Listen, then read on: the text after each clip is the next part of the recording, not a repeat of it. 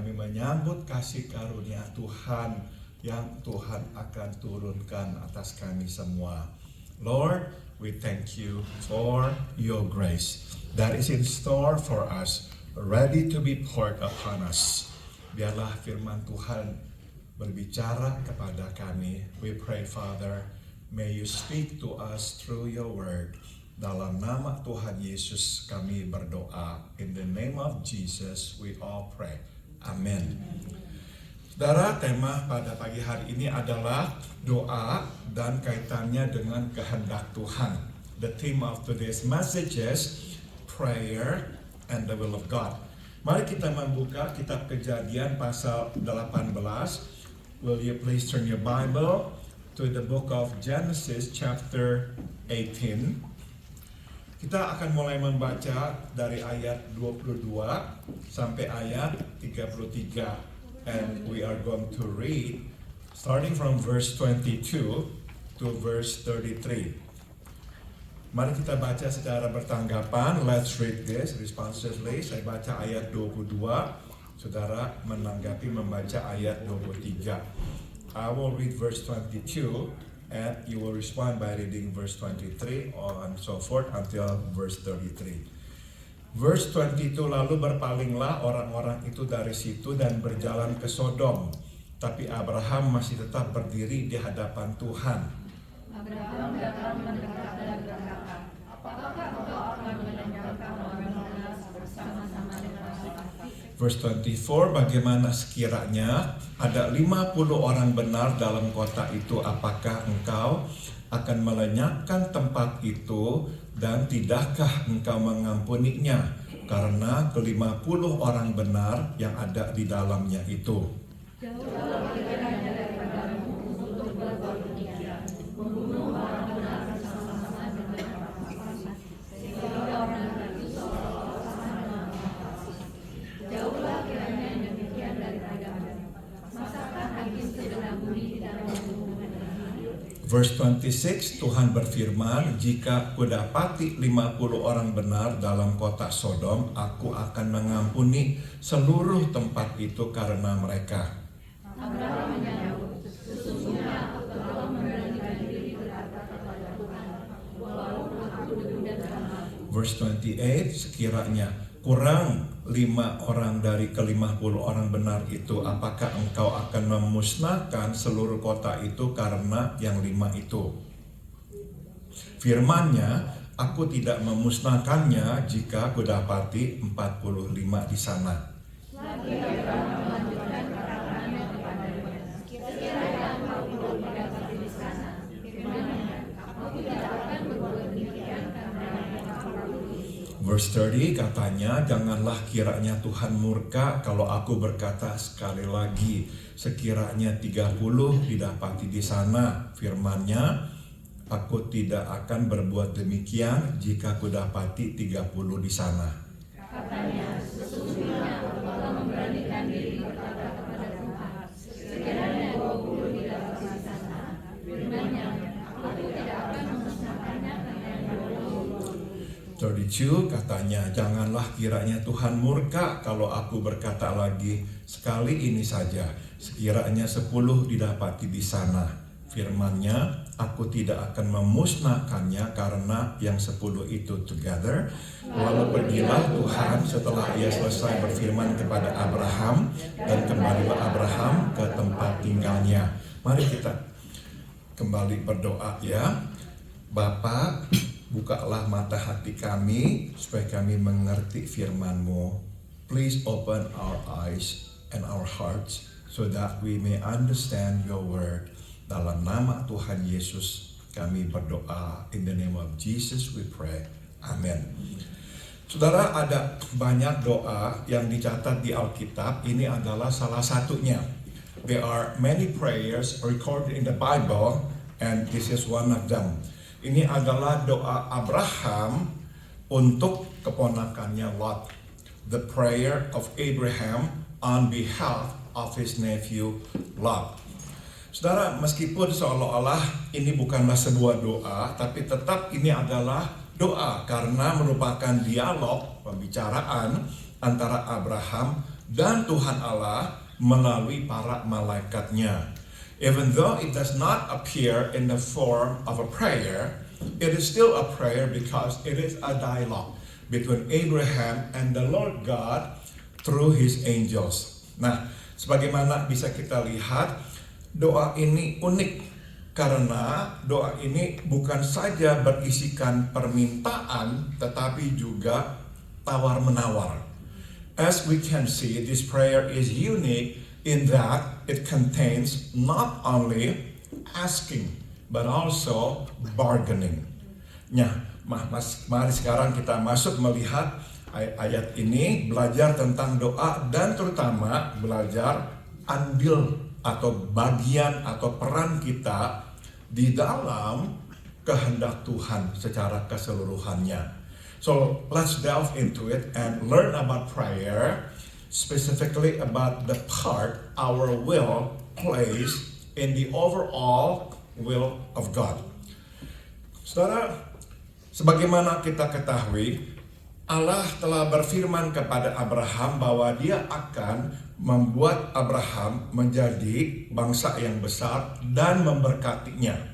As we know, God has made a promise to Abraham that He will make him into a great nation and bless him.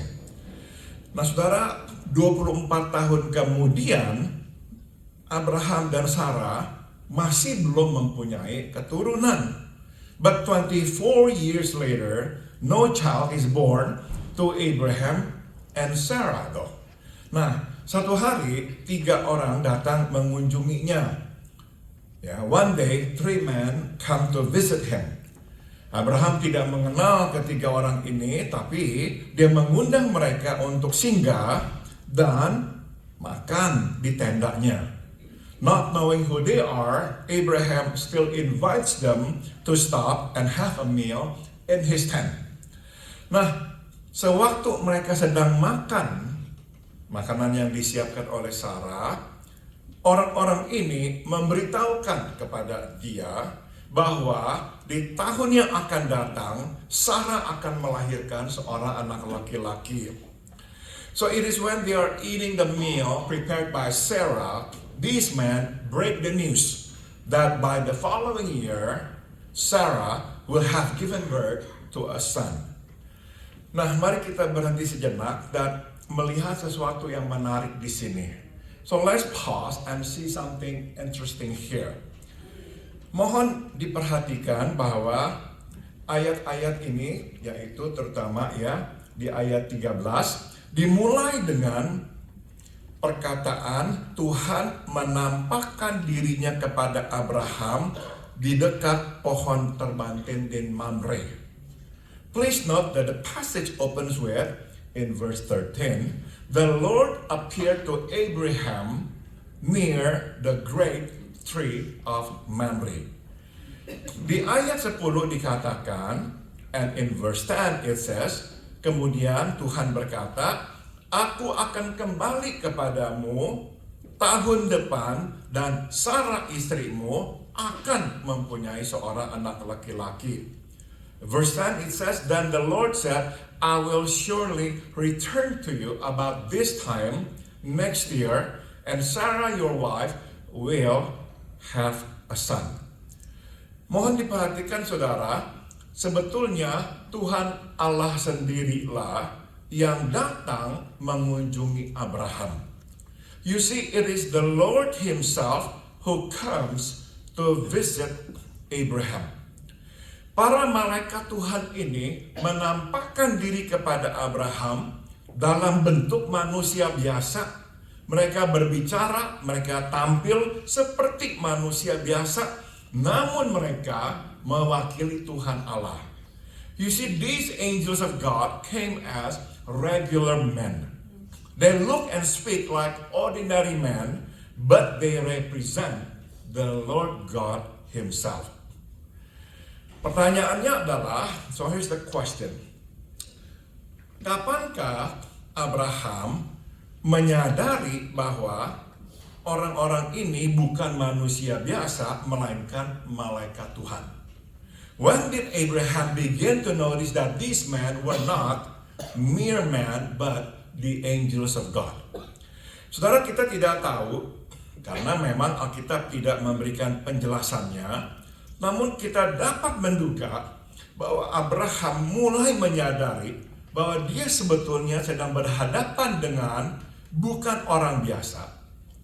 Yaitu sewaktu para malaikat ini mengkonfrontasi atau menegur Sarah karena tertawa sewaktu mendengar berita dia akan mempunyai anak di tahun yang akan datang. We do not know for sure when Abraham began to notice that these men are not mere men but angels of God, but we can surmise that Abraham began to know that he's not dealing with humans when the angels confronted Sarah for laughing upon hearing them say that she would have a child. Saudara, saat itu Sarah berdiri di luar tenda, di pintu tenda, bukan di dalam tenda bersama mereka. You see, at the time Sarah was standing outside the tent, at the entrance of the tent, not in the tent with them. Jadi saudara, tidak mungkin ketiga orang ini bisa lihat wajah Sarah yang tertawa. So there was no way they could see her laugh. Sudah tentu Sarah tidak menjadi kurang ajar, tertawa-tawa dengan keras. Of course, we could surmise that Sarah was not laughing loudly because she would respect this man, the guest. So most likely she would just laugh but not making any sound. But these men knew that Sarah was laughing. Dan mereka menegur Sarah karena bagi mereka, yaitu bagi Tuhan, Sarah kurang beriman. But they knew it and they confronted her for her lack of faith. Nah, besar kemungkinan di saat itulah Abraham mulai menyadari bahwa orang-orang ini bukan manusia biasa, melainkan malaikat Tuhan. So most likely is then that Abraham realized that they're not humans, but God's angels. Saudara, kita berhenti dan kita mau belajar sesuatu di sini. So let's pause and learn something here. Saudara, Tuhan menjangkau Abraham, menghampiri Abraham, bahkan sebelum dia berdoa. God reached out to Abraham before he even prayed. Tuhan tahu semua tentang Abraham, kebutuhannya dan kerinduannya. God knows all about Abraham, all his needs and desires.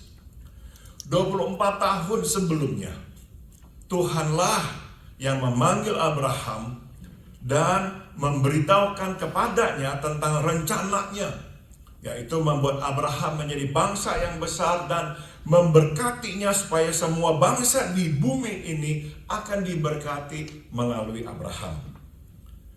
So you see, 24 years ago, it was he who reached out to Abraham and told him about his plan to make Abraham into a great nation and to bless him so all people on earth will be blessed through Abraham.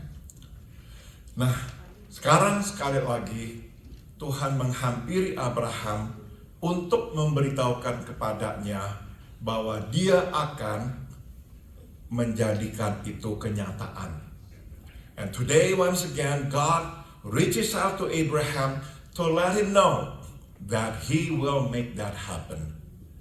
Tuhan selalu menepati janjinya. Selalu. God will fulfill his promise. Always. Saudara, Abraham mungkin berpikir Tuhan telah melupakan janjinya yang dibuatnya bertahun-tahun yang lampau. Abraham might think that God has forgotten his promise that he made a long time ago. Tapi Tuhan tidak pernah lupa. But no, God never forgets. Dialah pula yang menghampiri kita. And he's also the one who always reaches out to us. Kita mungkin berpikir kitalah yang pertama menghampiri Tuhan untuk memberitahukan kepada Tuhan kebutuhan-kebutuhan kita, atau mengingatkan Dia bahwa Dia belum menjawab doa-doa kita. We might think that it is we who reach out to God first to let Him know about our needs and to remind Him that He is yet to answer our prayers. Tapi pada kenyataannya selalu adalah Tuhan yang menggapai kepada kita pertama dan memanggil kita masuk ke dalam relasi dengannya. The truth is that it's always God who reaches out to us first and calls us into a trust relationship with Him. Nah, jadi ini pelajaran yang bisa kita petik tentang doa. Here's the first lesson we can learn about prayer. Saudara, doa ini sebetulnya bukanlah tentang memberitahukan kepada Tuhan kebutuhan-kebutuhan kita. Doa adalah mempercayakan Tuhan dengan kebutuhan-kebutuhan kita.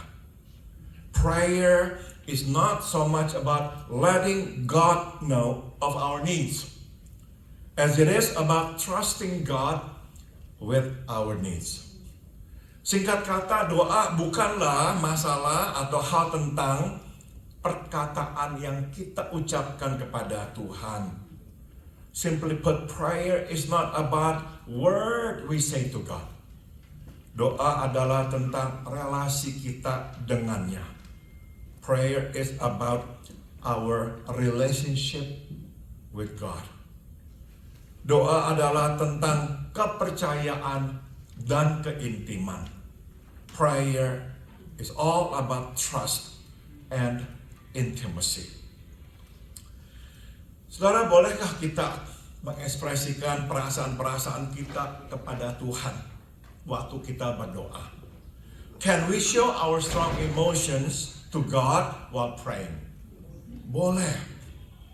Bahkan saudara, doa adalah tempat di mana kita justru baik dan boleh mengeluarkan emosi-emosi kita yang kuat kepada Tuhan. Yes, we can express our strong emotions to God, and we may, because prayer is just the place for us to show our strongest emotions to God. Saudara, doa adalah tempat yang paling aman dan paling intim untuk kita berbagi perasaan-perasaan kita yang paling kuat dengan Tuhan. So you see, prayer is the safest and the most intimate place for us to share with God our strongest feelings. Kita mengeluarkan emosi kita kepada Tuhan bukan karena kita tidak bisa melihat Tuhan, jadi kita bebas berkata apa saja. Bukan. Kita bebas mengeluarkan perasaan-perasaan kita kepada Tuhan karena kita tahu bahkan sebelum kita mengatakan apa-apa, Tuhan sudah tahu. You see, prayer is the safest and the most intimate place for us to share with God our strongest feelings, not because we cannot see God, so we can just say whatever we want to say as if He's not around. No. Prayer is the safest place because even before we say what we say, He already knows. Dan ini yang kita mesti tahu.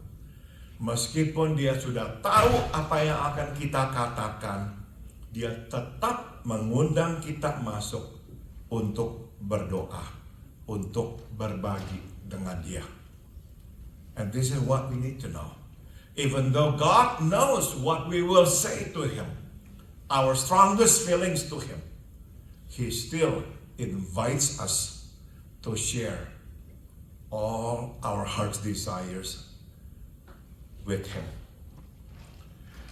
Juga saudara, Tuhan memberi kepada kita jaminan, meskipun doa kita akan terdengar melukai Tuhan, akan terdengar tidak enak didengar buat Tuhan, tetap akan didengar Tuhan. Further, He gives us the assurance that however hurtful and unpleasant our prayer may sound, it will still be accepted. Tidak ada penghakiman di dalam doa. Tidak ada penolakan di dalam doa. There is no refusal, much less judgment in prayer. Selama Tuhan tahu, keluar dari hati yang tulus, Dia terima, Dia dengarkan. As long as God knows that it comes out of our sincere heart, He'll listen. He'll accept it. Nah, mari kita lanjutkan dan melihat sesuatu yang menarik. Let's continue and see something interesting here. Tatkala atau seraya para malaikat ini berangkat meninggalkan tenda Abraham, nah mereka melihat ke arah Sodom dan Gomora. Dan mereka mulai berbicara di antara mereka tentang apakah mereka perlu memberitahukan Abraham akan rencana mereka, rencana Tuhan, menghancurkan dua kota ini. As they are leaving, the angels of the Lord look down toward Sodom and Gomorrah and start talking among themselves whether they should tell Abraham of the Lord's plan to destroy these two cities. Mereka saling berbicara, haruskah kusembunyikan dari Abraham apa yang akan kuperbuat? Shall I hide from Abraham what I'm about to do? You see, God speaking. Shall I hide from Abraham what I'm about to do? Saudara, karena ketiga malaikat ini mewakili Tuhan, maka kita bisa berkata bahwa dialog ini keluar dari Tuhan sendiri. Because they, the three angels, represent the Lord, we must then see the dialogue as coming from the Lord Himself. Nah, kita tahu pada akhirnya Tuhan memilih memberitahukan rencananya kepada Abraham sebab Dia telah memilih Abraham. In the end, we know God chooses to reveal His plan to Abraham because He has chosen him. Tapi bukankah ini hal yang menarik? Bahwa Tuhan kok mesti mendebatkan apakah Ia harus memberitahukan rencananya kepada Abraham. Dan tidak bisa tidak kita lihat kok seolah-olah Tuhan kok ragu-ragu atau bingung, tidak tahu apa yang mesti diperbuatnya. But isn't it interesting that the Lord must debate whether He should reveal His plan to Abraham? And He appears to be a bit confused, not sure what He should do. Betul, Tuhan tampak ragu, bingung, tidak tahu apa yang mesti diperbuatnya, tapi Dia tidak bingung dan tidak ragu. Yes, God seems confused and not sure what to do, but He is neither confused nor unsure what to do. Jadi apa yang Tuhan sedang lakukan lewat perdebatan di antara dirinya itu? So what is God actually doing? Debating among Himself. Yang Tuhan lakukan adalah Dia tengah membuka pintu dialog antara Dia dan Abraham. What God is doing is simply opening the door for a dialogue between He and Abraham. Dia mengundang Abraham untuk masuk terlibat di dalam pengambilan keputusan ini, dan Dia mau mendengar, menerima masukan Abraham. You see, God invites Abraham to be involved in this decision-making process, and He welcomes Abraham's input. Dia tidak datang untuk menyampaikan keputusan satu arah. You see, God did not come to deliver a one-way verdict. Nah, setelah saya katakan ini yang ingin saya sampaikan. Having said that, let me now say this. Saudara, Tuhan menggabungkan kehendak kita ke dalam rencananya, baik secara positif dan negatif. God incorporates our will into His plan positively and negatively. Dalam kasus Abraham, Tuhan menggabungkan kehendak Abraham secara positif, yaitu Tuhan ingin menyelamatkan Lot. In the case of Abraham, God incorporated Abraham's will positively, which is the saving of Lot. Sorry, slides-nya ada yang terhilang, saya juga bingung. Sorry, the slides are missing, I don't know what's happening. I am confused, but God is never confused. Tapi saudara, di dalam kasus Firaun, Tuhan menggabungkan kehendak Firaun secara negatif, yaitu hukuman atas Mesir melalui 10 tulahnya. But in the case of Pharaoh, God incorporated Pharaoh's will negatively. The punishment over Egypt by means of 10 plagues. Nah, saudara,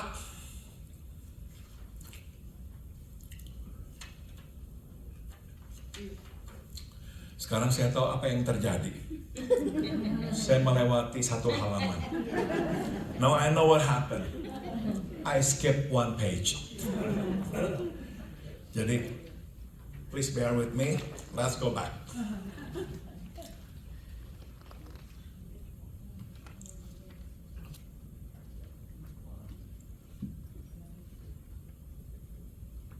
Oke.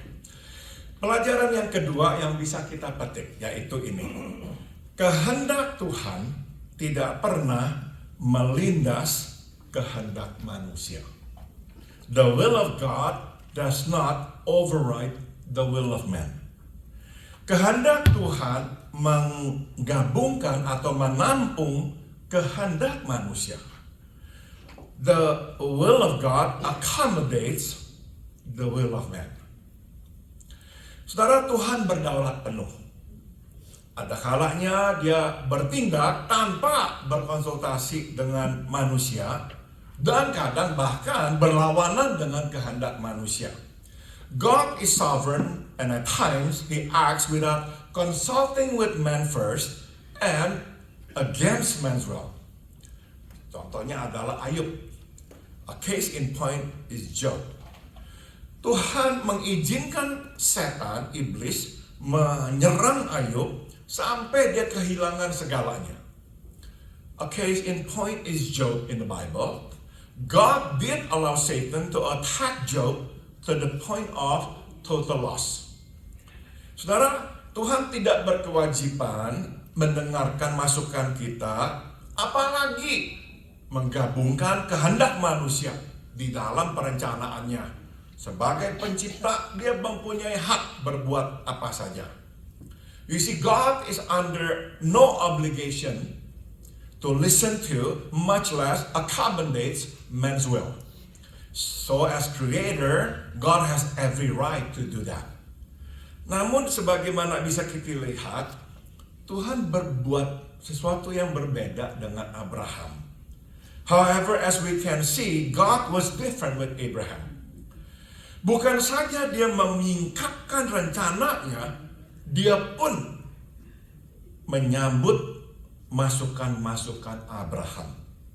Not only did God reveal His plan to Abraham, but He also welcomed Abraham's input.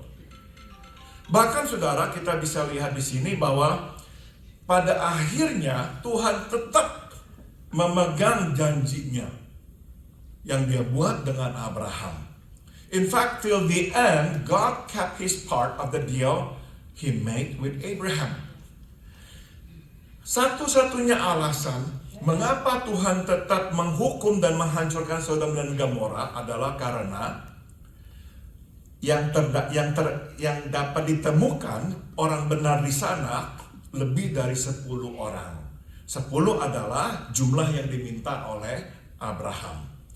The only reason God still punished and destroyed Sodom and Gomorrah was because there were less than 10 righteous men there, as stipulated by Abraham. Jadi saudara, kita lihat Tuhan benar-benar memperlakukan permohonan atau masukan Abraham secara serius. So you see, God took Abraham's request seriously. Tuhan tidak hanya umbar-umbar kata tanpa ada rencana untuk melakukannya. Tidak. You see, God was not just saying things but had no intention of carrying it out. Tidak ya. Dia benar-benar menggabungkan, memasukkan kehendak Abraham di dalam perencanaannya. He sincerely accommodated Abraham's will. Nah, jadi pertanyaannya adalah, so is the question, mengapakah Tuhan bukan saja berkonsultasi dengan Abraham sebelum menggenapi rencananya, tapi juga menerima masukan Abraham, namun dengan Ayub, Tuhan kok tidak berkonsultasi?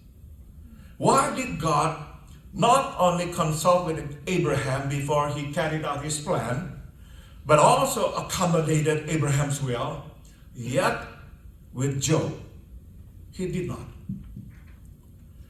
Apakah Abraham lebih baik, lebih benar daripada Ayub? Was Abraham more righteous or better than Job? Atau apakah Tuhan kok tidak adil? Or did God play favoritism?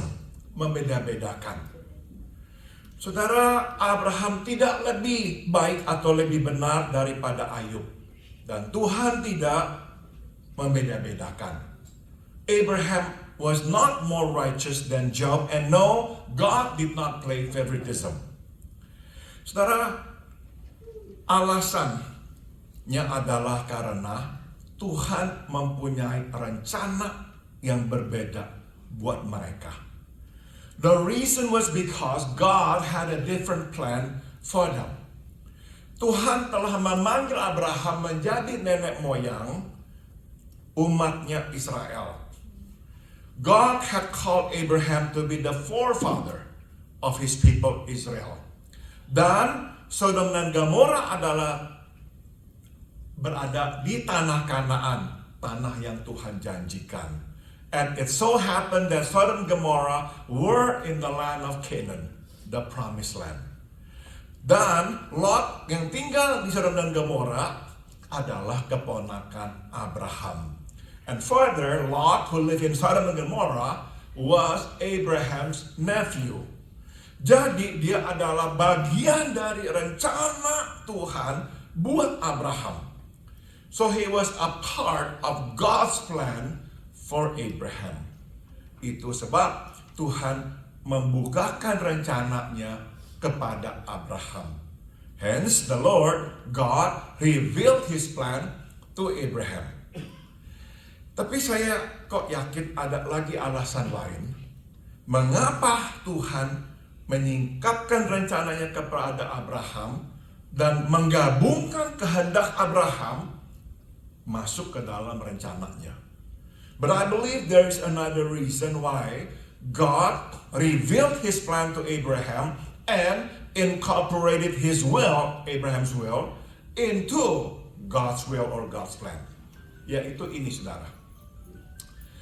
Tuhan ingin kita tahu bahwa pada umumnya begitulah Dia bekerja melalui doa-doa kita. He wants us to know that in general, that is the way God works through our prayer. Dia ingin kita tahu bahwa kehendak kita penting bagi Dia. Dan bahwa Dia memperlakukan setiap doa secara serius. God wants us to know that our will matters to him. And that he takes every prayer seriously. Jadi pertanyaannya bukanlah apakah Tuhan memperlakukan doa kita dengan serius, tetapi apakah kita memperlakukan doa kita dengan serius. So the question is not whether God takes our prayer seriously, but rather whether we take our prayer seriously. Sebab Tuhan menggabungkan, memasukkan kehendak kita di dalam pertimbangannya dan di dalam rencananya. You see, God takes our will into consideration and will incorporate it into His plan. Jadi saudara, jarang-jarang Tuhan akan melindas kehendak kita. Justru lebih seringnya atau pada umumnya, Dia akan menggabungkan kehendak kita masuk ke dalam rencananya. In rare cases, God overrides our will. But in general, He incorporates it into His plan. Bukankah kita semua anak Tuhan? We are all, after all, His children, aren't we? Saudara, kita harus akui kadang kita lah yang sebetulnya tidak serius memperlakukan doa-doa kita. We must admit that more often than not, it is we who do not take our prayers seriously. Doa adalah seperti sebuah basa-basi. Prayer becomes like a formality that we should pray. We should ask God. Tapi kita tidak benar-benar percaya bahwa bukan saja Dia akan mendengar doa kita, tapi Dia akan ambil permintaan kita, kehendak kita, dan dimasukkan ke dalam kehendak dan rencananya. A lot of times when we pray, we don't really believe that God will incorporate our will, our request into His will and His plan. Nah, saya percaya apa yang terjadi antara Tuhan dan Abraham untuk mengingatkan kita bahwa Tuhan sungguh-sungguh memperlakukan doa-doa kita secara serius. I think what happens between Abraham and God is to serve as a reminder to us that He takes prayer seriously. So when we pray, take it seriously. Jadi waktu kita berdoa, perlakukanlah doa itu secara serius. Sebab Dia akan memasukkan kehendak kita ke dalam pertimbangan dan kehendaknya. Mari sekarang kita sambung lagi dengan yang tadi telah saya ucapkan sebelumnya. Having said that, let me now say this, something that I had said to you earlier. Yaitu saudara, Tuhan menggabungkan kehendak kita masuk ke dalam rencananya, baik secara positif maupun secara negatif. God incorporates our will into His plan, both positively and negatively. Saya jelaskan apa maksudnya. Let me explain to you what it means. Dalam kasus Abraham, Tuhan menggabungkan kehendak Abraham secara positif. In the case of Abraham, God incorporated Abraham's will positively, yaitu menyelamatkan Lot, the saving of Lot. Tapi dalam kasus Raja Firaun, Tuhan menggabungkan kehendak Firaun secara negatif, yaitu menghukum Mesir dengan 10 tulah. But in the case of Pharaoh, God incorporated Pharaoh's will negatively. The punishment over Egypt by means of 10 plagues. Saya jelaskan, let me explain. Saudara, kita mungkin masih ingat, setiap kali Musa datang meminta Firaun membiarkan Israel pergi, Firaun selalu menolak. As you might remember, every time Moses came and asked Pharaoh to let Israel go, Pharaoh refused. Bahkan dia tidak mengizinkan Israel itu pergi sampai tulah yang ke-10. In fact, he did not let Israel go until the 10th plague. Kematian anak sulung. The death of the firstborn.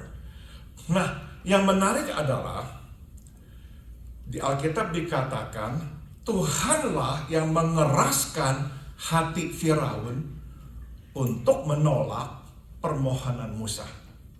What's interesting is that in the Bible it says it is the Lord who hardened Pharaoh's heart to refuse Moses' plea. Coba dengarkan apa yang Tuhan katakan kepada Musa. Listen to what the Lord said to Moses. Pergilah kepada Firaun, karena aku telah mengeraskan hatinya dan hati para pejabatnya. Go to Pharaoh, for I have hardened his heart and the hearts of his officials. Nah, mungkin kita bertanya-tanya, bila Tuhan sendiri yang mengeraskan hati Firaun untuk membebaskan Israel dari perbudakan, mengapakah Tuhan menuntut pertanggungjawaban Firaun atas penolakannya?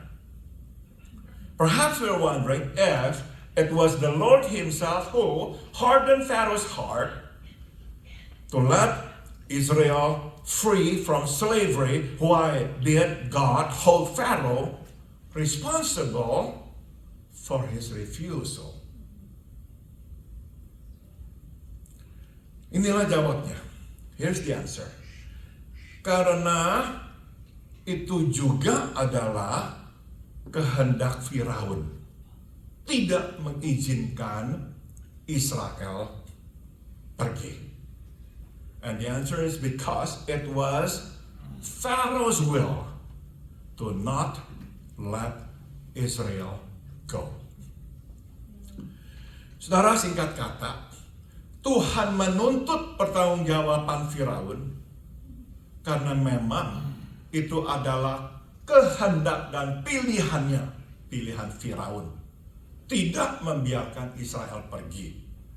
God held Pharaoh responsible because it was his will, Pharaoh's will, not to let Israel go. Singkat kata, bukan Tuhan yang menanamkan penolakan itu di dalam diri Firaun. God did not plant that will in Pharaoh's heart. It came straight from his heart. Nah, jadi kita bisa simpulkan, Tuhan hanya akan mengeraskan hati orang yang mengeraskan hatinya sendiri. We can then conclude that God only hardens the hearts of those who harden their hearts. Tuhan tidak akan mengeraskan hati orang yang mau bekerja sama, taat kepada Tuhan.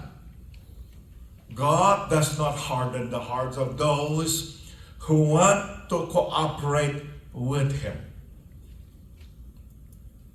Jadi saudara, tidak akan ada orang yang berkata, saya sebetulnya mau ikut Tuhan, kok saya sekarang dibuang ke neraka. Tidak.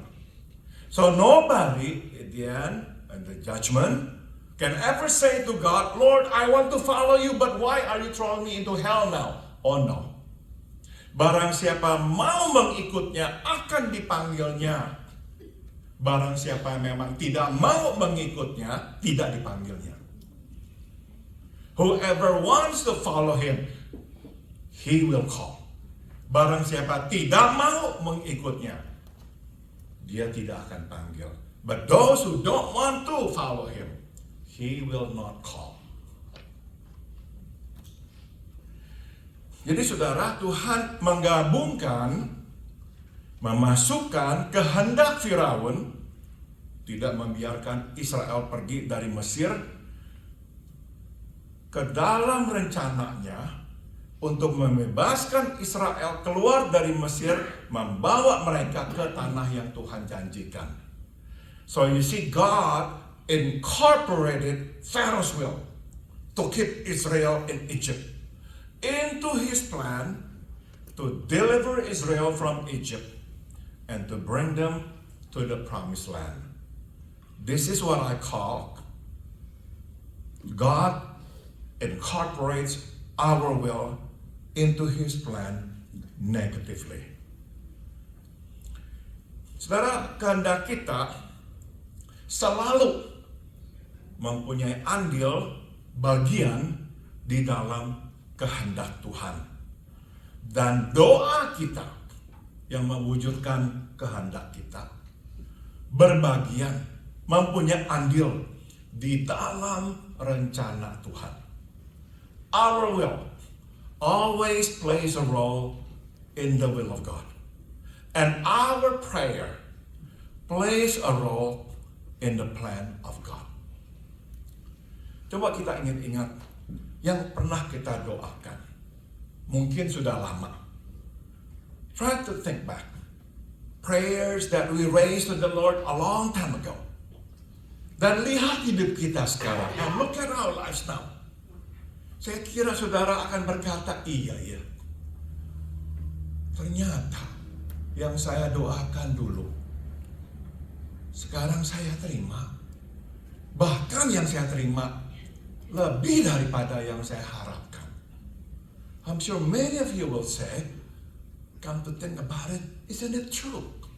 What I prayed for years ago has become a reality. And not only a reality, it becomes a better reality. Doa yang mungkin kita hanya ucapkan dalam hati kita yang terdalam karena tidak berani ucapkan secara terbuka, didengar Tuhan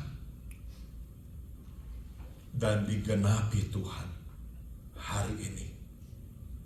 Perhaps we did not even utter those prayers loudly because we just thought that, no, I don't deserve this. So we just said it inside here. Lord, if you want, if this is your will, I like this. I would like to have this. And today, it's been fulfilled. It's been fulfilled. So your will play a role in the will of God. Your prayer play a role in the plan of God. Bahkan saudara, kehendak melawan Tuhan digabungkan masuk ke dalam rencana Tuhan. Walaupun hasilnya buruk buat kita. Even the will to fight God will be incorporated into the plan of God, even though the outcome will be harmful to us. Jadi orang-orang saudara yang memilih melawan Tuhan, oke, Tuhan berkata, saya akan masukkan perlawananmu ke dalam rencanaku. Dan rencana ini untuk justru menghukum kamu. So it's like God said to us, okay, you want to fight me? This is your will? I'll take it. I'll take your will to fight me. And I will use it to harm you. That's what God did to Pharaoh. He wanted to fight God. God said, fine, I'll take it. And I will use it against you. 10 tulah menghancurkan Mesir. The 10 plagues destroyed Egypt. Jadi inilah kesimpulannya. So here's then the conclusion. Kita yang memperlakukan doa kita secara serius akan melihat kehendak kita, kerinduan kita digabungkan ke dalam kehendak dan rencana Tuhan. We who take prayer seriously we'll see our will integrated into the will and the plan of God. Sebaliknya kita yang meremehkan, anggap ringan doa-doa kita, tidak akan melihat kehendak atau keinginan kita dimasukkan ke dalam rencana dan keinginan Tuhan. Conversely, we who take prayer lightly will not see our will integrated into the will and plan of God. Jadi mulailah dengan ini. Sewaktu berdoa, percayalah dan benar-benar berharaplah. So let's start with this. When we pray, pray believing and expecting it. Believing and expecting it. Hari ini belum terjadi, tetap berdoa, tetap percaya, tetap mengharapkan. Even though today it has not come to fruition yet, keep believing, keep expecting. Nah, sebelum saya akhiri, saya akan tinggalkan saudara dengan perenungan berikut ini. Before I conclude, I'd like to leave you with this thought. Mungkin kita berkata, saya telah memperlakukan doa secara serius. Saya sudah meminta, mengharapkan sesuatu dari Tuhan. Perhaps we say that we have taken prayer seriously. We have expressed our will to God. Tapi kok kita akhirnya berkesimpulan, kok sepertinya kehendak kita tidak dimasukkan ke dalam kehendak Tuhan. However, at the end of the day, it seems like our will is not incorporated into the will of God. Doa-doa kita kok tidak mendapatkan jawabannya. What we pray for does not materialize. Maka kita berkata, buat apa berdoa? So we say, why pray? Di sini kita lihat sebuah ketegangan antara berdoa dan kehendak Tuhan. Here lies the tension between praying and the will of God. Namun, bila doa kita tidak penting, tidak jadi soal, mengapakah Yesus meminta kita berdoa dan bahkan menjanjikan jawaban atau tanggapannya? But if our prayer did not matter, why did Jesus ask us to pray and assure us of His positive answer? Matius 7:7-10 berbunyi, mintalah maka engkau akan menerima, carilah engkau akan menemukan, ketuklah maka pintu akan dibukakan. Barang siapa meminta akan menerima, barang siapa mencari akan menemukan, barang siapa mengetuk pintu, pintu akan dibukakan. Mana di antara kamu, bila anakmu meminta roti, engkau akan berikan batu? Atau anakmu meminta ikan, engkau berikan ular? Ask and it will be given to you. Seek and you shall find. Knock and the door will be open to you. For everyone who asks receives. Those who seek find. And to those who knock, the door will be open. Which of you, if your son asks for bread, will give him a stone? Or if he asks for a fish, will give him a snake? Nah, untuk mendapatkan jawabannya, ketegangan antara kehendak kita, doa kita, dan kehendak Tuhan, mari kita kembali ke doa Abraham dan perhatikan permohonannya kepada Tuhan. So to find the answer about the tension between our prayer and the will of God, let's go back to the prayer of Abraham once again and listen to his plea to God. Abraham berdoa, apakah engkau akan melenyapkan tempat ini bila ada 50 orang benar di dalam kota ini, will you really sweep it away and not spare the place for the sake of 50 righteous people in the city? Sebagaimana kita tahu, Lot, keponakannya dan keluarganya tinggal di Sodom dan Gomora. As we know, Lot, his nephew and his family live in Sodom and Gomorrah. Jadi mereka lah yang ada di dalam benak Abraham sewaktu dia berdoa meminta Tuhan menyelamatkan Sodom dan Gomora. So it was they who were on Abraham's mind when he prayed to the Lord to spare Sodom and Gomorrah. Namun Abraham tidak menyebut nama. Abraham hanya secara hipotetik meminta Tuhan apakah akan tetap menghancurkan tempat ini bila ada 50 orang benar di situ. However, instead of directly mentioning their names, Abraham hypothetically asked God whether he will still destroy the place if there were 50 righteous people there. Tuhan berjanji dia tidak akan menghancurkan kota-kota itu. And God promised him that he wouldn't destroy them. Saudara, tawar-menawar ini berlanjut sampai ke angka 10. The bargaining went on till number 10. Tuhan berjanji dia tidak akan menghancurkan tempat ini bila ada 10 orang benar di situ. God promised Abraham that he would not destroy the place if there were 10 righteous people there. Ternyata, saudara, hanya ada 4 orang benar, atau lebih tepat lagi 3, Lot dan kedua putrinya.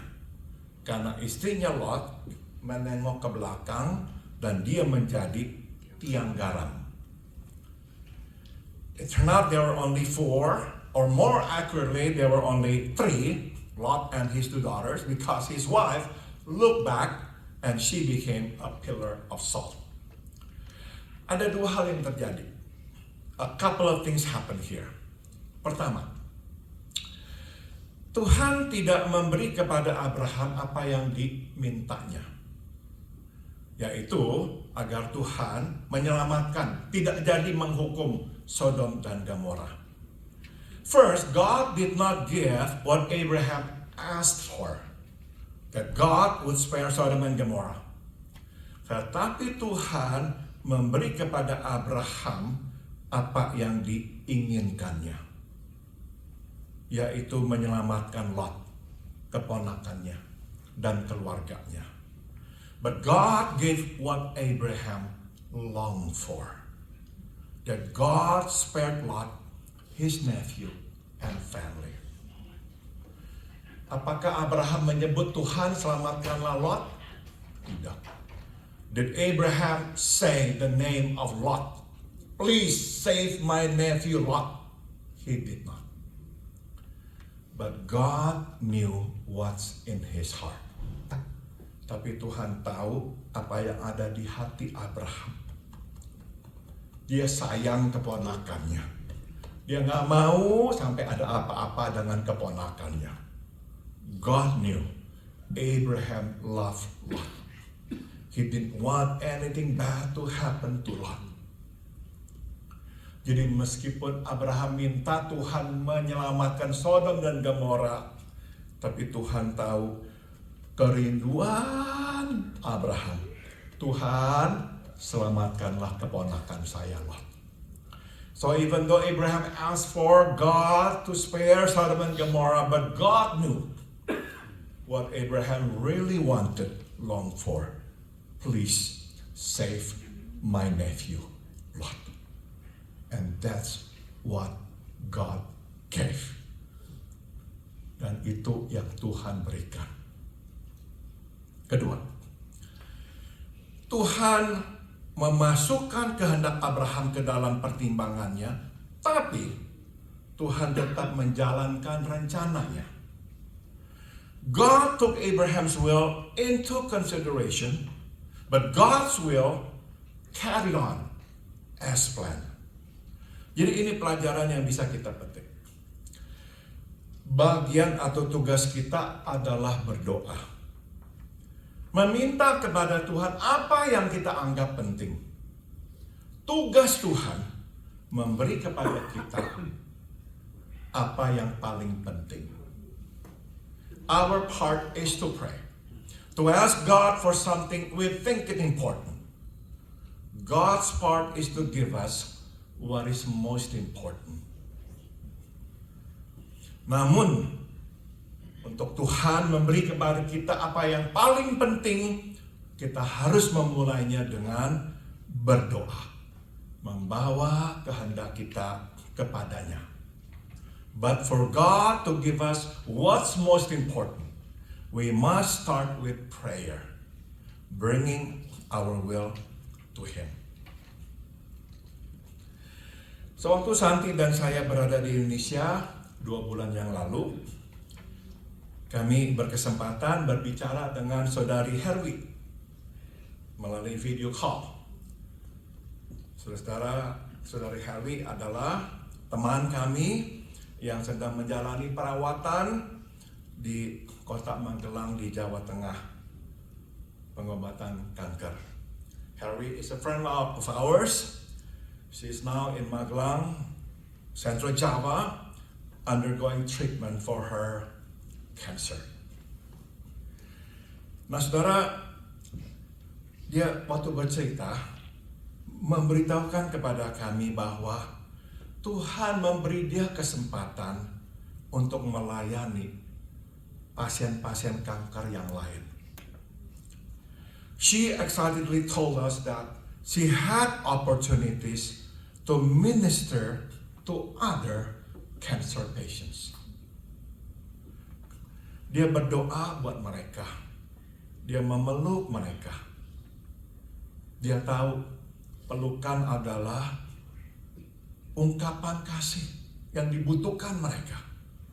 She prays for them and hugs them, a simple yet meaningful gesture of care. Menarik sekali karena dia mengerti, dia berada di posisi itu. To me what she said is interesting, but it makes sense because she is in that position. Dia berkata, orang-orang yang menderita sakit seperti saya rindu sentuhan. She said, those who are suffering like me with terminal disease, we actually long for touch. We long for hugs, for embrace.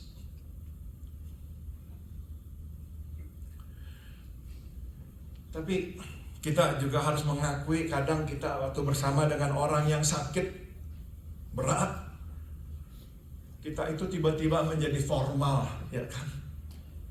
Kita tidak lagi peluk atau menyayanginya. We must admit that when we are with somebody who is sick, really sick, oftentimes we suddenly become formal. We just talk, we don't hug, we don't touch them anymore. So Harry understands this. She said this is what we need actually. To be touched, to be hugged. And because I know they need this, so when I pray for them, I also hug them. And they always appreciate my touch and my hug. Saudara, ketua atau kepala program perawatan itu bahkan akhirnya menyuruh pasien-pasien yang lain coba ngomong sama Herwi, belajar untuk lebih positif karena Herwi itu terus positif. She said to us that the director of the program even encourages other patients to talk to her, to learn from her about her positive attitude. Saudara yang kenal Herwi akan ingat ya, dia bisa ngomong, nangis dalam waktu 1 detik, diketawa lagi. Those of you who know her might remember, she can talk to you and cry, and then within minutes she can just laugh again. She can be positive. Saudara, kita semua berdoa buat dia, buat kesembuhannya. Dan Tuhan telah mendengar doa kita. We're all praying for her healing And God has heard our prayers. Tapi kita melihat ada sesuatu yang bahkan mungkin lebih penting daripada itu. Lebih penting daripada kesembuhannya. Yaitu kesembuhan pasien-pasien yang lain. Dan inspirasi kekuatan yang mereka butuhkan dari Dia. We're seeing something more than just healing, which is the healing of other patients and the inspiration that they need to go on. Because of her presence there, she has brought healing to them. She has prayed for them. And she has actually treated them as human beings once again.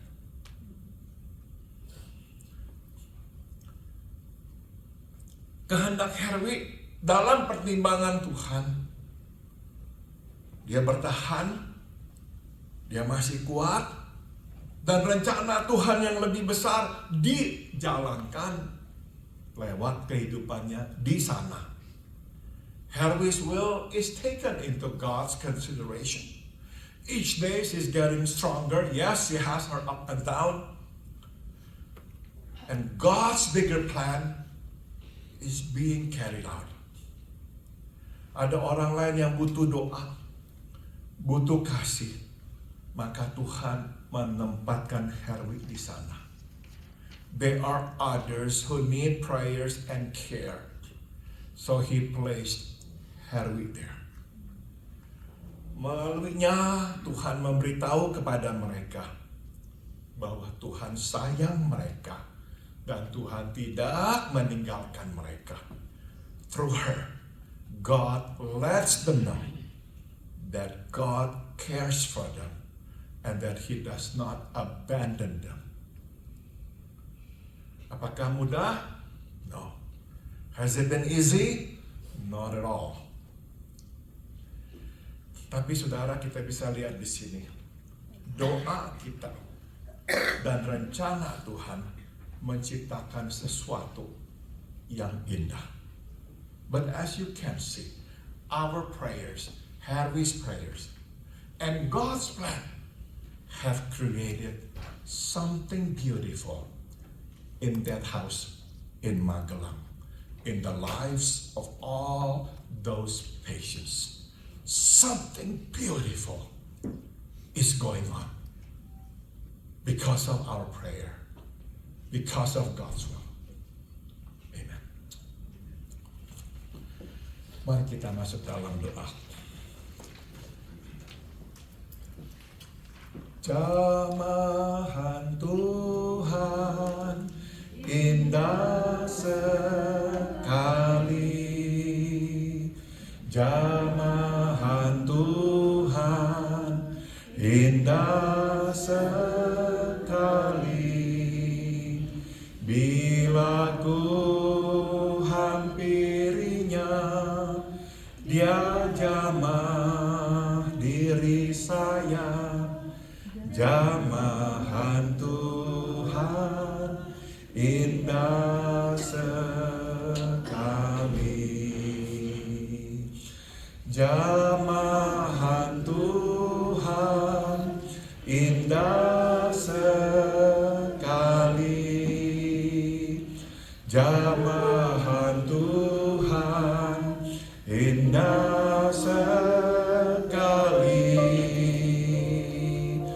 Bila ku hampirinya, Dia jamah diri saya.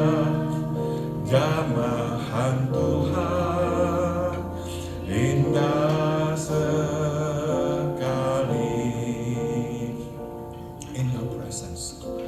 In your presence, in your presence, there is joy.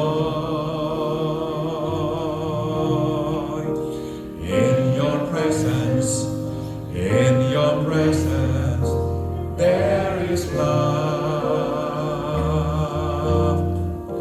I will linger, I will stay.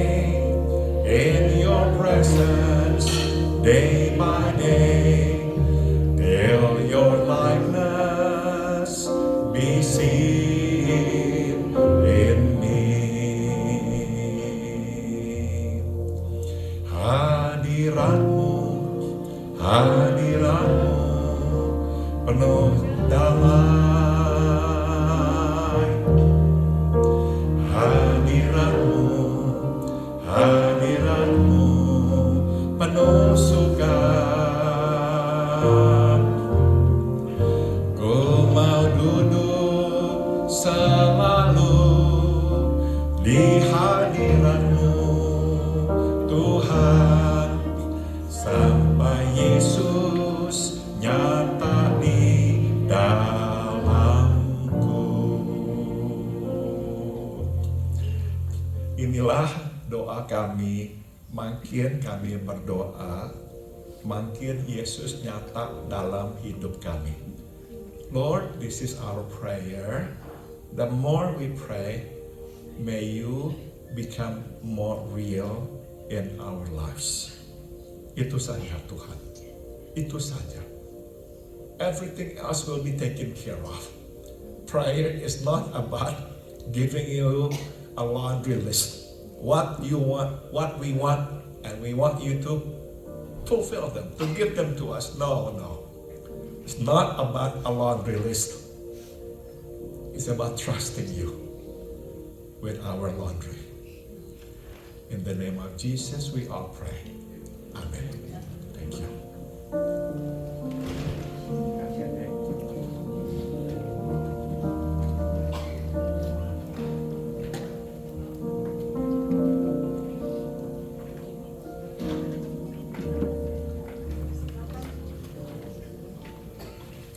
Silakan bergabung dengan grup masing-masing. Nanti kita akan bertemu kembali jam 11:30 ya, 11:30. Kita akan kumpul bersama untuk acara berikutnya sebelum lunch.